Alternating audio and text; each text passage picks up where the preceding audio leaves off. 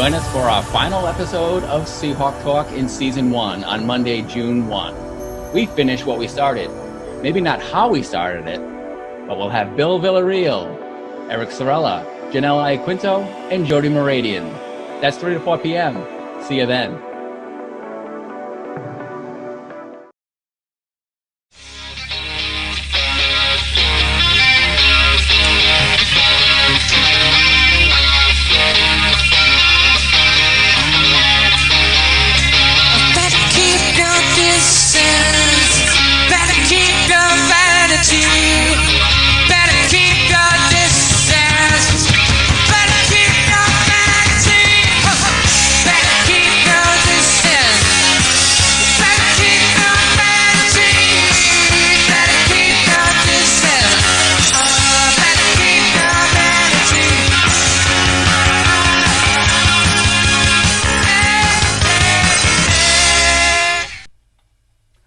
Welcome to Seahawk Talk on Monday, June 1, a new month, but our final day of Seahawk Talk for Season 1. I'm Ed Habishaw, and I want to get to our guests right away, so let me clear the screen, put up our guest list.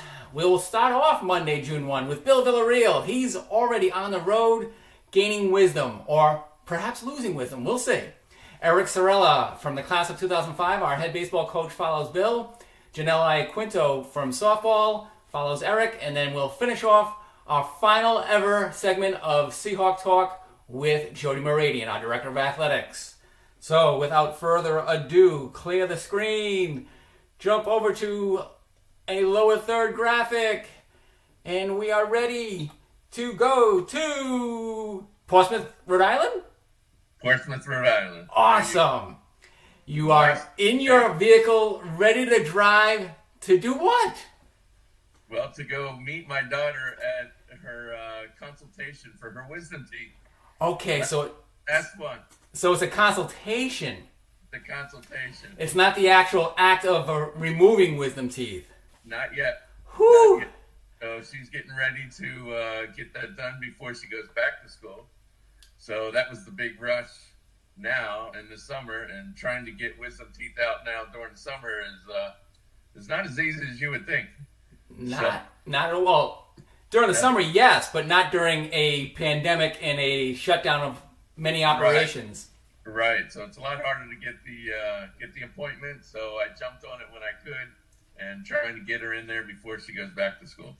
Good for you. I've actually been to the dentist during these 2 plus 3 months of inactivity. I had been to the dentist the day before, I think on March 10th, Tuesday, March 10th, I had a crown filled, or a crown inserted. Right.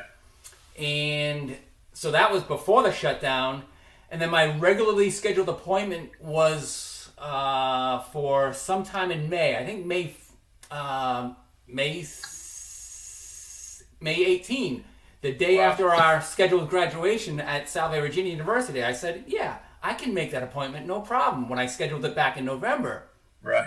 And lo and behold, we stuck to that appointment, Bill, because by that time they were able to keep everything clean within the dentist's office.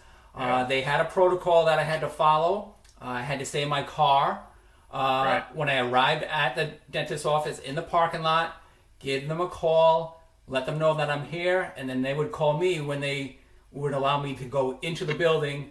I had to answer a series of questions on health related, and if I was feeling any symptoms. And once I was cleared, I was able to go in, quick appointment, and get it done. Nothing's really quick now. No. So hopefully your daughter has a similar experience where she can get in and get out and have some peace of mind, and also a healthy mouth. I hope so, because that's where I'm heading right after this. Well, she's all set up. We missed you last Monday due to Memorial Day. We took the day off and celebrated the honor of those who have served. You included. Obviously, you're still with us, but what memories come up for you on Memorial Day? Well, it's a lot of memories in the 20 plus years that I served in the military. So, we just get a lot of communications going between old classmates, old shipmates, and kind of rehash some sea stories a little bit, and then get the flags out. We always do that, and just learn to appreciate what the current guys are doing, and just reliving the memories. It was a good career. Good career. So you actually reach out by phone or by email and have some contact with some of your fellow shipmates? We do. There's a core group, especially in our graduating class. It's also our 30th reunion, so from the Naval Academy. So a lot of hoopla is going around, and the reunions later in the year. So everybody's trying to get excited with that. But there's a lot of memories over 20 plus years in the service. So you go back and you travel the world, and you have so many stories. But yeah, some of the shipmates of mine, we contact each other over. We have good conversations over our own picnics out in the yard or whatever. So it's fun. It's good. Well, congratulations on your 30th reunion there. I know. Yeah, it comes so fast. I don't feel like it's been that long, but it sure does look like it on paper. Coach, your connections have also helped us to bring in some really impressive people, such as Captain Mark Turner as well, for our Seahawk Academy. Talk about your relationships there and how important it was for us to hear his message. Sure. One of the things in the military, we love to help one another out. It's just being a good shipmate, a good teammate. So I just came back from my last tour was at the War College. I was an instructor over there. So I reached out to the War College and found Mark Turner, where they can come. They're most. They can come all dressed, ready to go in their uniforms. They come and give their stories to our student athletes. So it's quite impressive. I mean, again, he has over 30 years or close to 30 years at least of service. So within that time frame, we have a vast amount of experiences since we've been around the world in different situations. So it's a chance for him to give his side. I love the setting in your van. We're used to seeing that in the parking lot at Rogers Recreation Center. Right now you're miles away from there, and you'll be heading up the road shortly to your daughter's dentist's office. What about your other daughter, Maddie Villarreal? Congratulations on her graduation, along with 9 others from your Seahawk team, women's lacrosse. How has she progressed since graduation? She's really done well. As a matter of fact, she took advantage of one of her clinicals. She was practicing, her nursing skills at St. Anne's and in Fall River. Well, she got a recent interview, and she landed a job. So all she has to do now is just pass her NCLEX, and she's got a job lined up, ready to go at St. Anne's. So she's very excited, and she's ready to go. Well, Coach, I didn't know your wife had a hospital named after her. Well, she is a saint in my eyes. Hope watching. But no, Maddie enjoyed her time in clinical, learned a lot, and she reached out and she got an interview right away, and now she's got her job lined up. So all she has to do is finish up for NCLEX, and she's off in the working world, which I like. Absolutely. I know that you enjoyed coaching her as well as being her father, but also seeing her reach what a milestone she reached the beginning of this year. It was, and for her to get close to that, and she understands with the coronavirus and what that did with our seasons, but she knew she could have reached the higher limits there, and she's just proud of what she's done in the past, and she's gonna miss all of her teammates, which we all do when we all graduate. I mean, that's the biggest part. It's lifelong memories and friendships. So she's ready to keep it going, and hope everybody wishes everybody luck for the following season. Well, I miss you, seeing you in person. I enjoy seeing you on the screen here, and you're looking good, but I miss you. I can't wait till we are into the return to campus. I can't wait either. It's going to be fun when we get back. All right. We're ready to go. Well, I'll let you get going to your daughter's appointment for her dentist, and hopefully you gain wisdom as well as losing some wisdom. Right. Thanks, Ed, and thank you again for putting us on for the year, basically. And I know you've worked a lot, and it shows. Thank you, Bill. Thank you. Thank you. I appreciate that, and best of luck with Caroline's teeth. Oh, thank you very much. Take care. All right. Okay, now. Thank you. See ya. Bye. That's Coach Bill Villarreal, Salve Virginia University's women's lacrosse head coach and assistant athletic director. I'm Ed Habashar. We're going to show a quick clip of women's lacrosse in action on a call described by Andrew Pizzelli, and then we'll take a short break after that.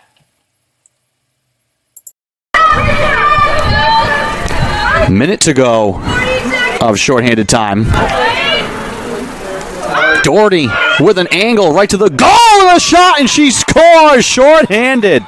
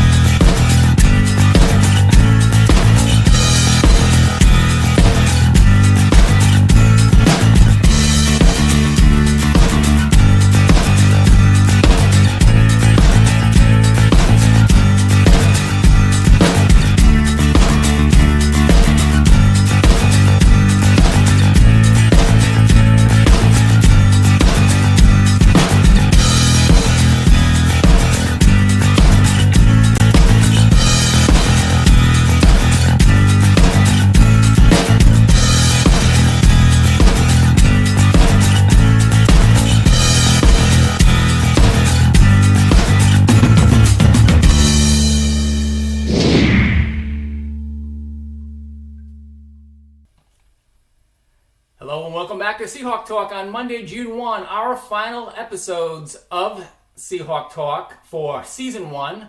We'll be back. I can guarantee it. And most likely our next guest is going to be hosting this from wherever he may be, because he's awesome at that. So let us go there now. Actually, before we go there, let us go to Game 1 of the 2020 season in this historic shot for justice. 3-1 count for Welch in his first collegiate at bat.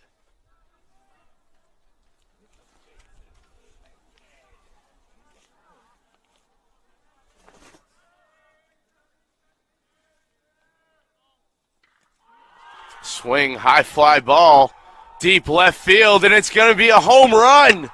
Grand slam for Justice Welch in his first at bat as a Seahawk. Wow. What a hit. What a moment for him as he rounds the bases. And a deep fly ball to left field. Justice Welch.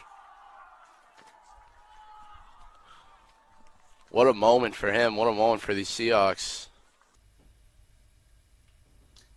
We are back, and now we go to head coach for Salve Virginia University baseball, and Eric Sorella. He's out at the Field of Dreams behind him, Reynolds Field. Welcome, Coach. How are you? I'm doing well, Ed. How you doing? Very good. I love the contrast of the puffy clouds and blue sky behind you. We see the netting of the dugout. You're on the third base side, I'm presuming. Correct. Talk about why you like to be on the third base side in your home dugout. It's a good question. I don't really have a preference, except when we built the dugouts. This one was a little bit bigger and had to have a smaller closet, where the first base dugout is a little bit smaller and has a bigger closet. So I think it's easier for me to manage the game on the third base side because I can just walk out to coach third base and still, talk to the pitching coach and figure out, what we're going to do. Whereas if they were on the other side, it would be a little bit more difficult for me to do that. So it's a combination of size and, just being a little bit easier for me to manage a team. When you're on the road or even at neutral sites, you also prefer that side, or do you prefer the side that has the least amount of sun exposure, where you're going to melt in a dugout? Honestly, when in Florida, when there's a chance that we could go on either side, it's not the sun that dictates it. I tell all the guys, we're going to get there early and we're going to try and take the third base side. And a lot of coaches do the same thing. So, it's oftentimes a race to the third base side, and usually the team that hits first, the home team, will get that first. But if I had my preference, third base side definitely. Well, you're at Reynolds Field today. What are you doing in terms of field maintenance? Just trying to do some small aesthetic things over the course of the summer to make it look better. Built a walkway in behind the third base dugout to, areas that gets a little muddy. I just weeded. I'm weeding in front of the bleachers, and I'm hoping to put some sort of pavers or brick or stone down there, to make it a little nicer and clean it up a bit. I did a little aeration on the field, taking care of some weeds, some fertilizer, growing grass in some spots, you name it. The job description, doesn't entail all this, but a lot of times if you want to do it, you got to do it yourself. Eric, our broadcast location in the last couple of years from straightaway center field really, and especially this year, really showcased the backstop area and the bleacher area that you had improvements to with the banner in the back of the bleachers, and especially when we showed the opening clip to this segment with Justice Welch's grand slam home run in his first ever collegiate swing as a Seahawk baseball player. Sure, yeah, it looks great. It makes it tough sometimes to see the defensive plays, but as far as, the pitcher, the hitter, the catcher, and getting the backstop and stuff like that, the fans, it's a great angle. And we've been doing a lot of segments on Fridays with our winter sport head coaches and calling it Flashback Friday. So I've gone back to the library of video highlights that we have in terms of every year we've ended the year with a highlight video. So 2011 for men's basketball when they won a championship. I go back there. 3 consecutive weeks I had Wendell Hinkson, Dan Royce, and then Ryan Burrell on Friday. And I did this similarly for men's ice hockey, women's ice hockey, and women's basketball. Today, I went back to 2005, your senior year, and along with you and your fellow classmates, Seahawk teammates, Chris Haddad and Jason Boss, what a nice treat it was to relive those memories. So I'm going to show on screen right now, while we're talking, flashing back to that time, Chris Haddad playing shortstop, stretching.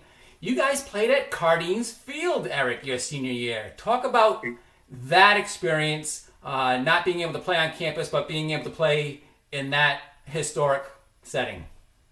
Obviously, a lot of fun. It was a unique experience to play in, a ballpark like that, a stadium with the seating and the enclosement and stuff like that, the bar and right, the house out in right field where, there had to be 100 kids on that deck and on the roof for that game. And I can remember some other games. But it was just a nice atmosphere to play a championship game in. The visiting team, Eastern Nads, actually traveled really well with that game. And Just it kind of felt like you're in a minor league ballpark or something. But I remember it vividly, and playing a night game there. I think it was a 6 o'clock start or 6:30 start. Yeah. And we kind of liked our gray on gray look with the blue underneath, and we stuck with that look for as often as we could with the season. Yeah, that was a nice retro look, especially for a park like Cardines. Right, exactly. The Newport Daily News did a wonderful job capturing images during that ceremony. One that really stands out is your excitement in either scoring the first run or one of your Seahawk teammates, and I think it might have been Jay Boss, scoring an early run in the game and leaping for joy. And I've seen that image on the walls in your office area. It's just a memory that I love to see again and again. Sure. I mean, I can remember pretty much every at bat from that game, and just how it all transpired. And I remember Coach Young. It's funny. I wasn't that nervous, but being a coach and coaching in championship games last year, 18, 17, 16, coaching in regionals, and like when you don't feel like you have control, it's a lot more tasking on your heart and blood pressure. Whereas when you're playing, I had to tell, my stepmom at one point, I was like, calm down. But I remember Coach Young, walking out to, he was, I think he's quit since now, but, yes. I think he smoked about 3 packs. He just couldn't, he couldn't take it. It was just a lot of excitement, a lot of pressure. And, when you're not in the lineup and you don't have a chance to contribute with your play on the field, it's certainly a lot more nerve-wracking. Oh, the nervous energy. Matt Palmisano, I think, was on the mound in one of those clips that I just showed. And I think he was completing either his own no-hitter or he was part of a combined no-hitter that was finished at Cardines that year. Talk about him and his impact on the ball club. Matt, I mean, he's a great, still a great donor and alumni to the program. And, we exchange text messages and emails and handwritten cards to each other yearly. He always finds time to donate back. And, I think my fondest memory, or the one that just stands out, was he had an untimely passing of his father, and it was a year after I graduated as a coach. And he didn't come down to Florida with the team, but then he came with his sisters and his mom, and in a game that it was a doubleheader, and I believe Billy Urgiri, who didn't lose many games that year, got beat in the first game, and Matt, pitched the second game, and he I'm pretty sure he got the win, but it was just kind of brought tears and chills and a mix of emotions because he hadn't practiced or picked up a baseball, you could tell, in the last week or so, and was dealing obviously with something that is was just tragic at the time, and found the guts and the will to make the trip out and help us win a ball game. It was really, really cool, especially afterwards. I think there were far fewer people without tears in their eyes than there was with tears in their eyes. Absolutely. And Matt went on to become our Sportsmanship Award winner when he was a senior. You were a senior 15 years ago, so congratulations on your 15-year anniversary. You were awarded the Distinguished Senior Scholar Athlete and also the Athlete of the Year for Salve Regina. And this was all before the penultimate prize of winning the conference championship. So congratulations on all that. And you also added later on what I feel is the best award in all of college sports, is the Academic All-America Award, 3rd year running, and the Academic All-America of the Year for baseball. And at the time, it was combined Division II and III athletes that you were competing against. Eric, one word, unbelievable. Thanks, Ed. Okay, that's it. That's all we got. Well, one lasting image from that set that I showed from 2005 was you're rounding third base at Cardinals Field, and your dad is pointing you towards home. What does that mean to you? I think that over the years, the Florida trip when I was on the team, there might be a handful of parents that would go, and now there's a lot of them. And so, back 15 years ago, to have an opportunity to have your father see you play, and not just see you play once in a while, but see you play every single day. I think that's very cool and unique, and certainly allows us to share a lot of stories and memories, even today. So, he remembers some things a little bit differently than I do, but I guess, to each their own. Well, it is about Monday memories, so let's fast forward to March 1, 2020, opening day for Salve Regina. What are your lasting memories about this season? Just that, it was a favorable winter, and I thought the practice preparation and the team's preparation and the focus leading up to opening up on March 1st was really outstanding. Usually you get a couple weeks in the gym that you're just kind of willing guys to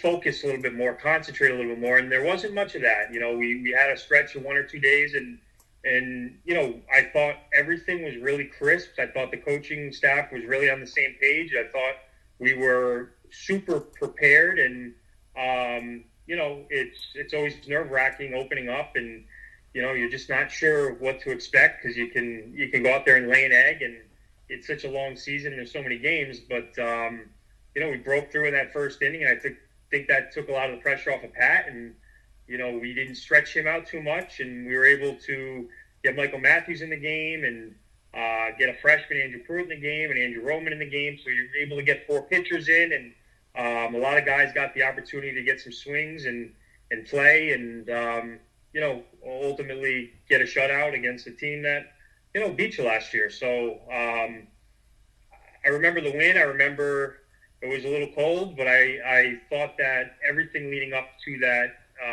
game was exactly how it should be, and if you prepare the right way, then I think the outcome is going to be in your favor more times than not, and that's what we could control, and that's what I hope to control going forward. Well, Eric, 3 months later, you're back in the same position as you were on March 1. It's great to see you there, and thank you for joining us on Seahawk Talk. Thank you for the entire Season 1 series of Seahawk Talk with yourself and your former players and current players joining the program. Absolutely. It was a lot of fun, and if I don't talk to you anytime soon, enjoy your summer, and hopefully we can catch up. All right, get back to that field of dreams. All right. Thanks, Ed. Take care, Eric. That's Eric Cirella, Salve Regina University head baseball coach and class of 2005, 15 years after a Commonwealth Coast Conference championship for the Seahawks. He's added 4 more since then. We'll be back with more Seahawk Talk after this short break. Take care.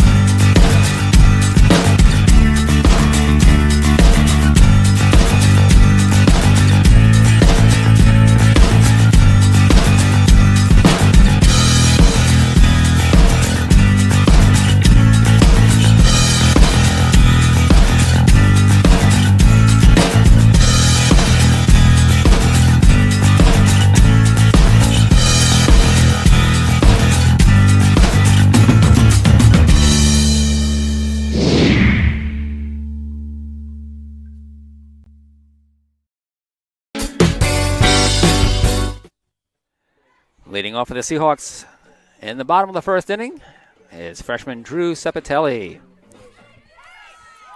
Garrigan strolled down to second base, drew the throw, and that allowed Packer to sneak into home.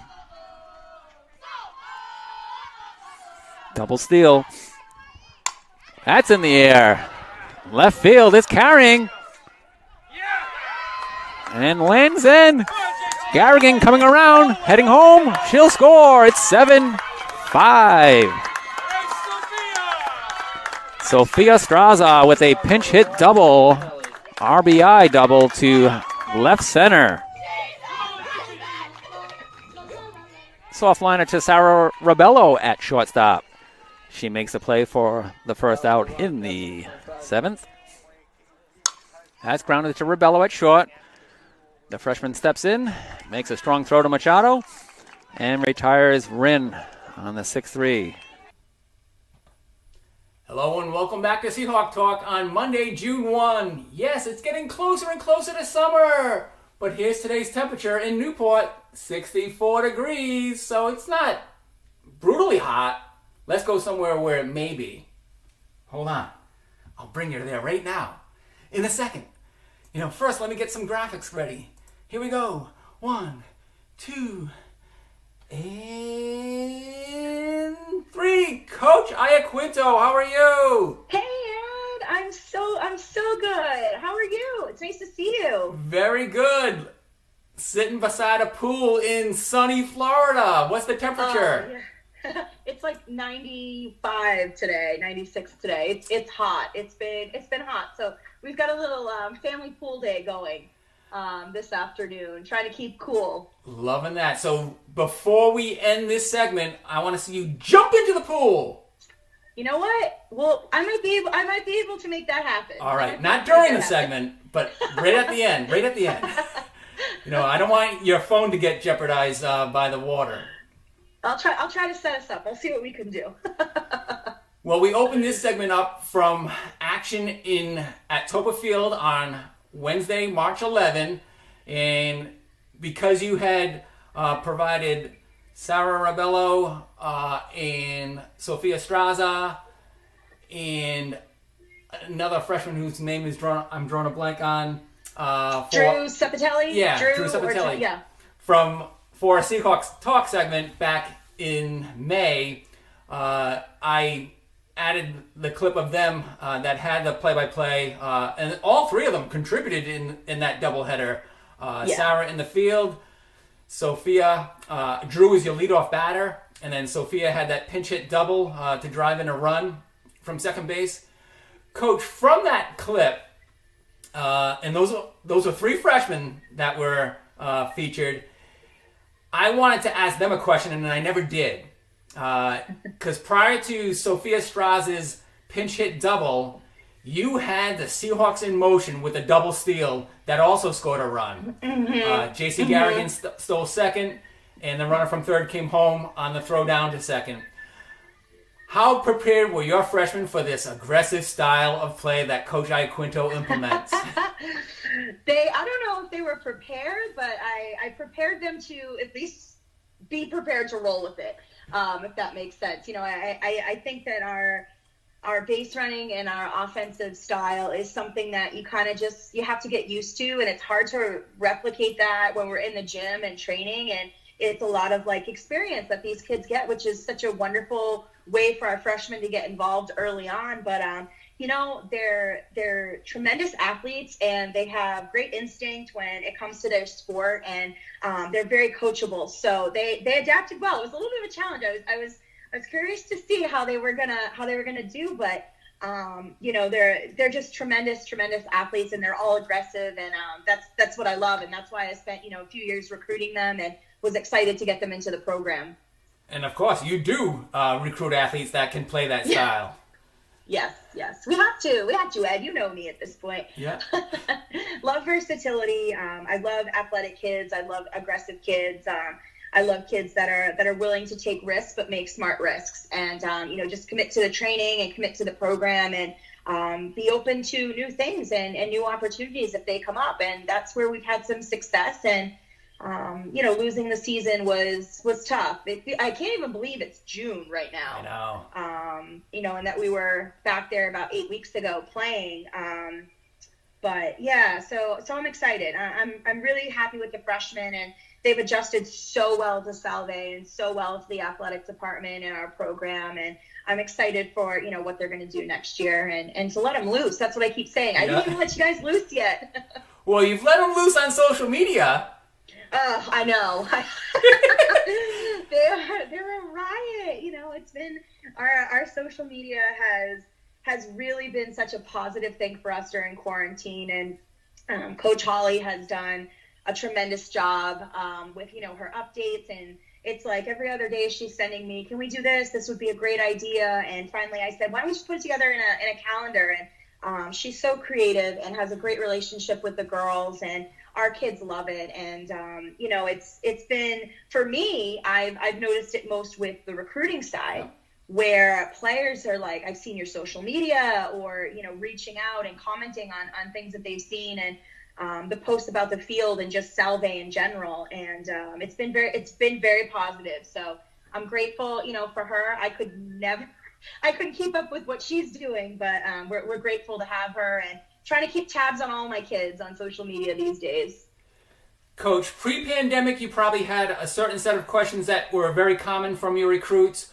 What's been the most common question that you're handling recently from prospects and or incoming freshmen?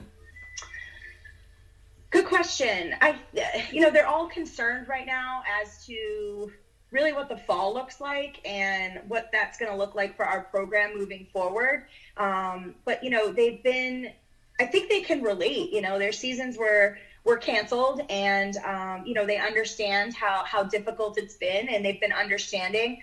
But yeah, it's like, well, what's the fall going to look like? What's the future going to look like? And really, when it comes down to recruiting, it's, what do you want to see? I can't play, or I'm not playing right now. So how do we go about getting you what you need? And I don't really have the answers to that. We're all trying to be creative with it. But yeah, so it's kind of been an interesting process, but a lot of good has come out of it that I think will carry over for, future recruiting with Zoom calls and being able to make that face-to-face interaction with kids that maybe you wouldn't have had the opportunity to. Well, you've come a long way since workouts in the gym. Can you talk about the travel experience that you had going from Providence or Boston to your destination in Florida, and how unique that may have been? For me personally? Yes, you specifically. Down here? Oh, yeah, absolutely. I was really on the fence. I was nervous. I didn't know what to expect, and I had spoken to a few people that had flown recently and researched, the precautions and everything. But to be honest with you, it was probably the safest I've ever felt on a flight. When I got to the Providence airport, I was the only person checking in at that time for a flight. There were 5 or 6 people in the airport, and they were all on my flight. I think that's changed, but you and I have both been in the Orlando airport so many times, and it was like a ghost town. It was very odd. I described it as when you get in at like 4 o'clock in the morning and everything's closed and there's only a few people around. Yeah. That's how it is in the middle of the day. Wow. But I'm hoping that it's going to turn around. But I got a great direct flight down. No stops. Flew Southwest. Luggage wasn't an issue. Flight attendants were great, and it's really been. I'm very thankful that I've had this time to spend with my family and to be down here and to get back out into the open and to be able to. We went to the outlets yesterday, and we've gone to the beach, and last week was, oh my God, Ed, amazing. We went kayaking with manatees into like a spring, and they were swimming under the kayak. It was absolutely incredible, and it's just so relaxing and such a great way to again spend some quality time with my aunt, my uncle, my mom down here, and it came at a very much needed time. I think everybody's just sick of this pandemic and whatnot. So we have the time. We're all virtual right now. Yeah. So I stayed an extra week or so until whenever I get the boot. And Coach, how many were on board that same flight? like 5 people. I mean, Oh, my goodness. I'm not kidding you. It was almost eerie. They had us spread out like 5 or 10 rows, and they put another person on the opposite side, 5 or 10 rows back to try to even out the flight. But no in-service flight, no anything. I had my mask on, I had my gloves, I had, hand sanitizer, which by the way, you can get down here. It's crazy. But yeah, I felt safe. I really did. And the staff was wonderful, and you could tell everything had been cleaned, and they're taking more time in between flights to do that. But yeah, so we'll see how it is going back. But I think I just dodged that window of having to quarantine for 2 weeks. I'm here for another week, so I think I'm in the clear when I fly back to Providence. Excellent. It's good to be safe at home in a softball sense, and also safe at home where you are now, because you feel like you're at home. And I do. It feels normal. I was talking to some friends yesterday, and I'm like, oops, sorry, Ed. I feel like I'm in this bubble of like normalcy again, where things are open, and there's people who the mask wearing is different, and people are just taking precautions, and it's nice to feel that. And we've just been with our immediate family, going to the grocery store and whatnot. But we did venture to the outlets yesterday, which me, that's one of my favorite things to do. And they were the same way, mask wearing and hand sanitizer. But you didn't have an army of softball players to tag along with you. No, they usually encourage me to keep buying things, so it actually was better. But yeah, and I've had the twisty treat down here and all the things the girls love doing. But I told them after I went kayaking, I said, this is something that we are doing when we come down here next year. It was clear water, beautiful fish, manatees, a great workout, and there's a twisty treat around the corner, so they'll be psyched about that. But yes, and you're not too far from the actual city of Clearwater, Florida, on that west coast. No, it's about an hour. We were going to try to the plan was to go this week, but with everything else that's been going on right now, it's not something that Tampa is not an area, and the city is where I really feel most comfortable. So I think we're going to hunker down and just enjoy each other for this week. Well, speaking of ventures or adventures, are you ready to jump in? Yeah, do you really want me to? Yes, I do. And then okay, I will... You don't have to cut me off once I get in the pool, though. I will say goodbye. I will say goodbye as soon as you touch the water.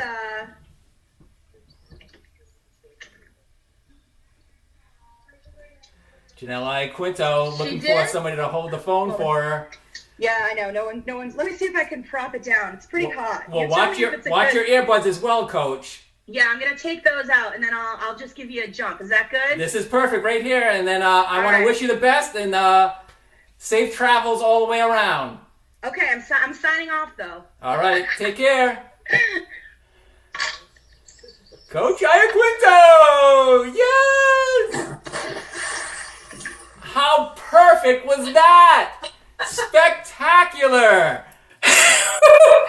Janelle Iaquinto, head softball coach for Salve Virginia University. I'm Ed Habershaw. We'll be right back after this short break with our Director of Athletics, Jody Moradian. Whoop. Hey, I need to activate the app. Here we go.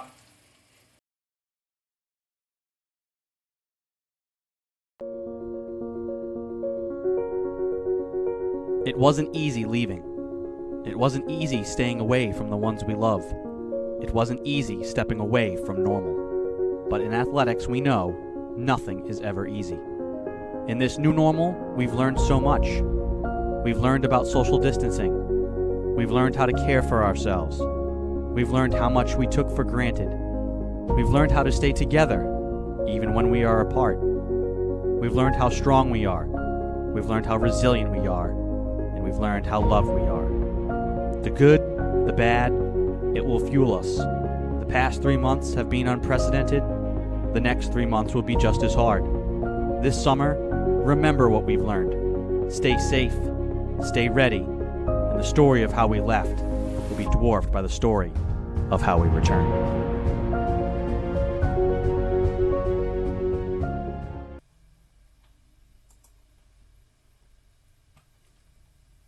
and welcome back to Seahawk Talk. I'm Ed Habishaw, and I'm sad. Oh, well, I'm glad and sad at the same time. Can you believe it?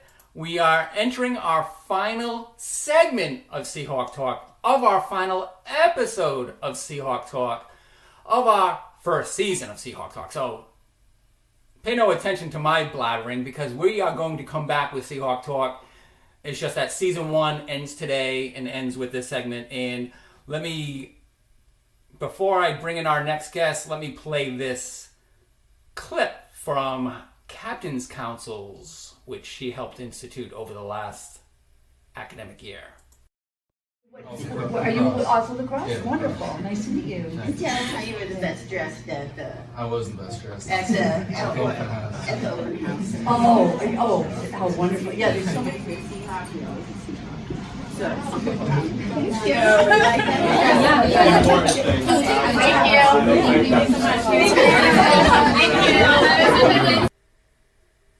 And now, here is Director of Athletics, Jody Meridian. How are you, Jody?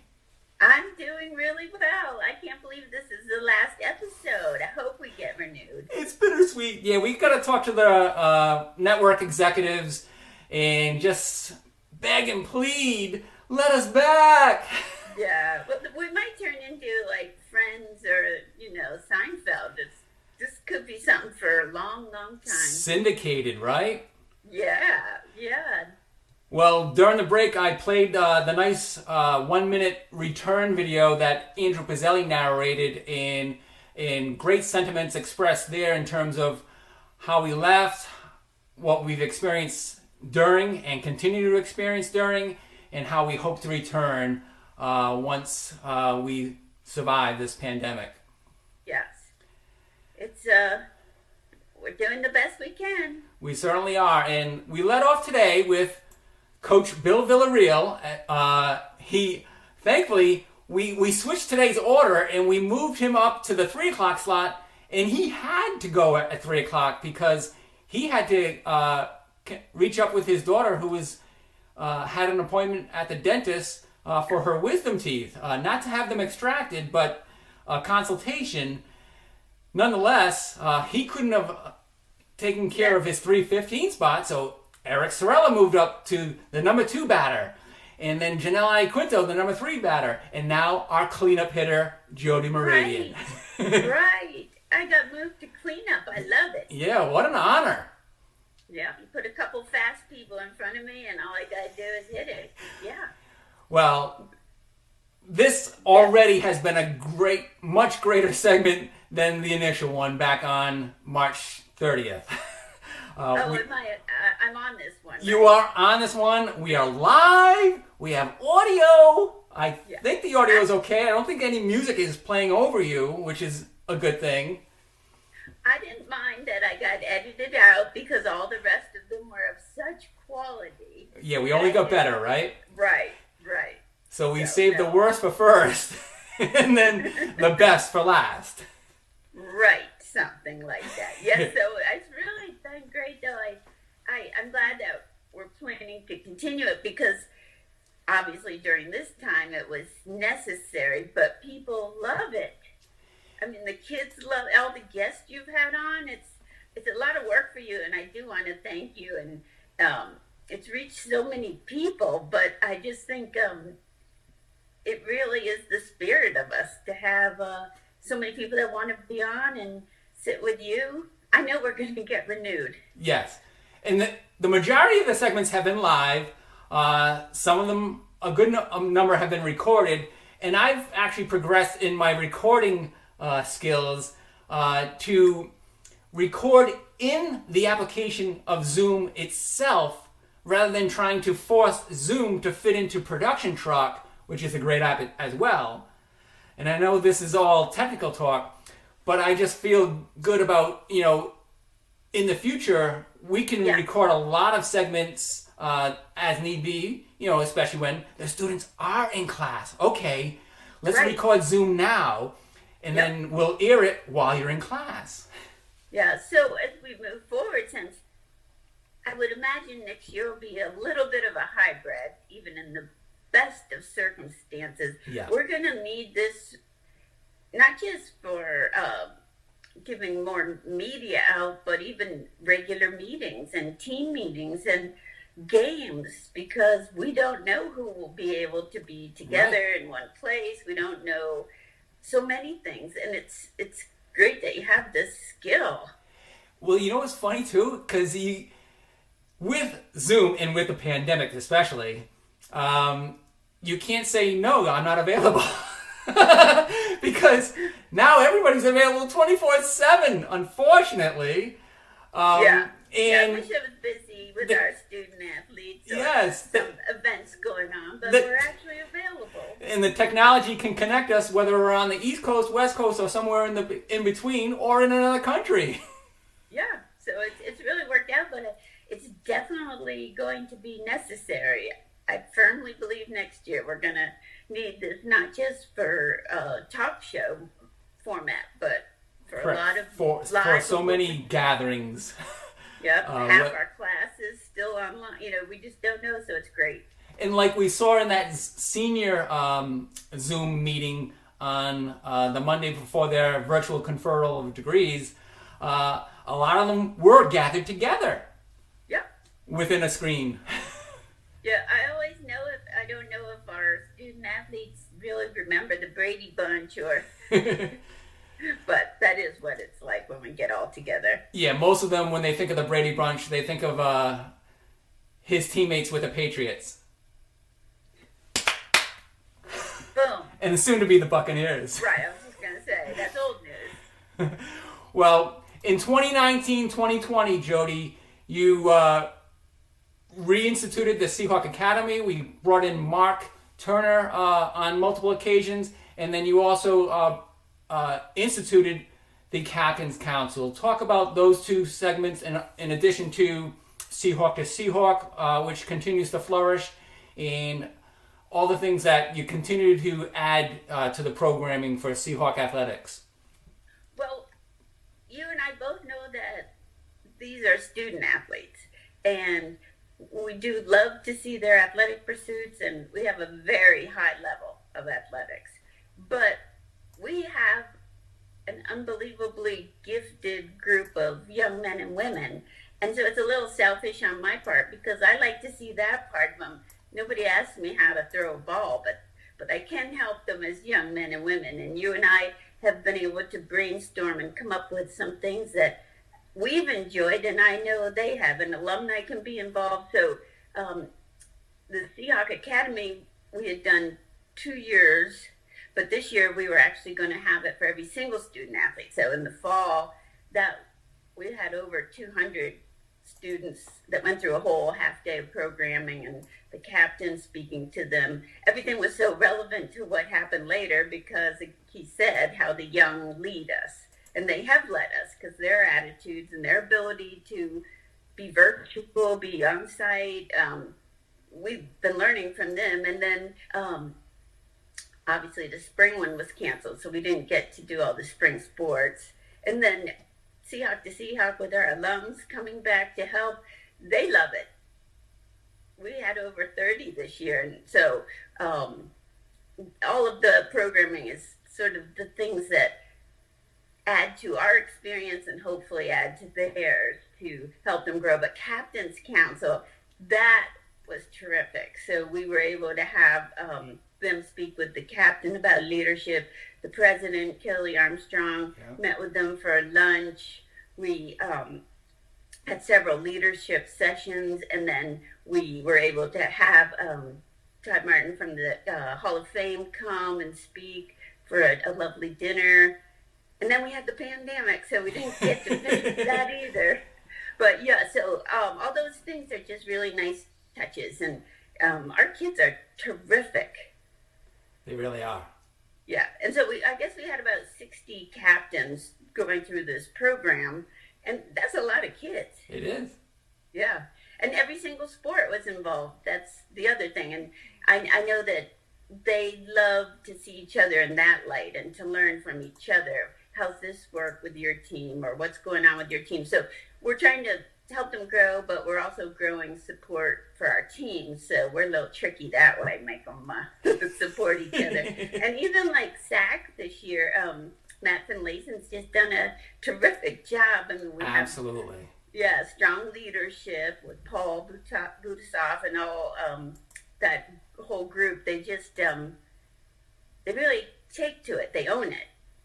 So so we've had a lot of really good programming alongside really, really good athletics. So I can't wait for next year because there were some things we didn't get to finish. We will return. That's a guarantee.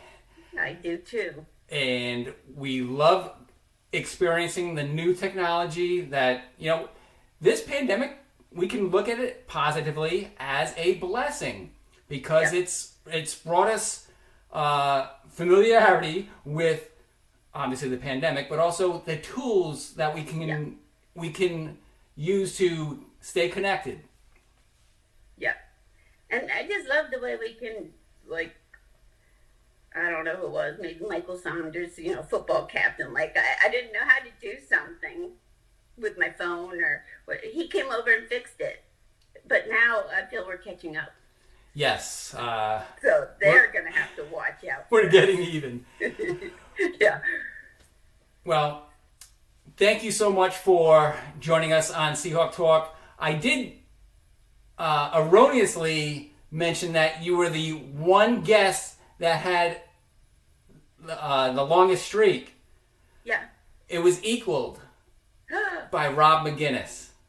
Oh, wow. He went 9 for 9 in his weekly appearances, and he was there, and he didn't have a host.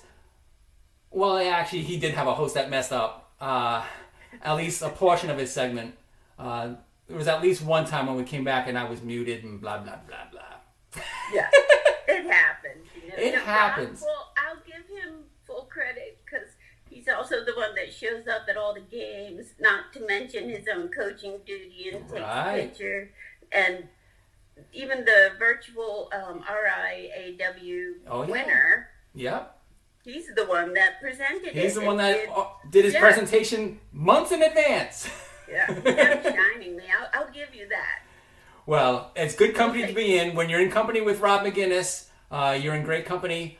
Speaking of which, would you be interested in playing Song Quiz? Well, I have a feeling you know the songs. Give it a whirl. All right. Thank you. I appreciate that. I'll let you pick the decade. Alexa, play Song Quiz. Welcome back to Song Quiz. How many people want to play Song Quiz? 2. 1. Oh, just you? No, I wanted to win. By the way, we've just released premium rock, rap, and country playlists. Do you want to try them with a 7-day free trial? No. Okay, choose a pop music decade. A decade. So, okay, I'll say the 80s. Sorry, 80s. I didn't catch that. Choose a pop music decade. You can say 60s, 70s, 80s, 90s, 2000s, 2010s, 80s. Stay at Home Party, or 2019 hits. 80s. Starting your 80s game. And we'll just do one. Player 1. We'll just do one. Question 1. You're player for 1. 10 points. Name the song title and artist. Wait till she's done.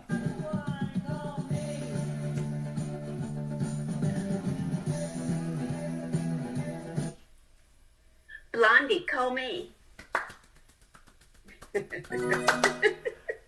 Cowabunga. We're going to quit while we're ahead. You win. Yeah. You win. What a perfect song. Because that was the early 80s, too. That couldn't have been... That was probably January 1, 1980 when that song came out. If I was lucky, well, I think it happened in the 90s. If I was lucky, I would have gotten Lenny Kravitz's song, It Ain't Over Till It's Over. It's not over. It's not over. Over? Did you say over? Nothing is over till you say it is. You see, you have the power of positivity. You also have the power of the opposite. And believe me, it's a choice, and oftentimes a difficult choice. In these uncertain times, there's one thing I know with no uncertainty. The best way to survive a fight like this is for each of us to stay as positive as we can. Find the best in each other, no matter what it takes. Many thanks to those that make Seahawk Talk possible. You, the viewer, our guests, on 45 different shows and 180 segments, featuring over 135 different Seahawks. The South Virginia University folks in the Technology Services Center, Blue Frame Technologies, production truck software, and its regular updates, and our student employees. So stay positive, not with the coronavirus, but with your outlook on humanity and our love for our Creator. Let's finish with a credit roll of our wonderful guests and our theme song from The Shake, Keep Your Distance.